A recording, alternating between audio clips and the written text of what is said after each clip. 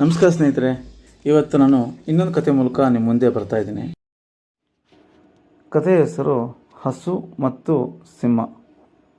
ಒಂದು ಹುಲ್ಲುಗಾವಲಲ್ಲಿ ಕೆಲವು ಹಸುಗಳು ದಿನವೂ ಕೂಡ ಹುಲ್ಲನ್ನು ಜೊತೆಯಾಗಿ ಮೇಯ್ತಾ ಇರ್ತವೆ. ಒಂದು ಸಿಂಹಕ್ಕೆ ಈ ಹಸುಗಳನ್ನು ತಿನ್ನಬೇಕು ಅಂತ ಆಸೆ ಆಗುತ್ತೆ. ಆದರೆ ಹತ್ತಿರ ಬಂದಾಗೆಲ್ಲ ತಿನ್ನಲಿಕ್ಕೆ ಆಗ್ತಾ ಇರಲ್ಲ. ಯಾಕೆಂದರೆ ಇವೆಲ್ಲ ಒಟ್ಟಾಗಿ ಹುಲ್ಲನ್ನು ತಿಂತಾ ಇರ್ತವೆ. ಯಾರೇ ಬಂದು ಕೂಡ ಜೊತೆಯಾಗಿ ನಿಂತ್ಕೊಂಡು ಎದುರಾಗಿ ನಿಂತ್ಕೊತಾ ಇರ್ತವೆ. ಇದರಿಂದ ಹಸು ಮೇಲೆ ಈ ಸಿಂಹಕ್ಕೆ ಆಕ್ರಮಣ ಮಾಡಲಿಕ್ಕೆ ಆಗೋದಿಲ್ಲ. ಹೀಗಿದ್ದಾಗ ಒಂದು ಸರಿ ಈ ಹಸುಗಳಲ್ಲಿ ಜಗಳ ಆಗ್ಬಿಡುತ್ತೆ. ಸೊ ಒಬ್ರಿಗೊಬ್ಬರು ಮಾತಾಡಲ್ಲ.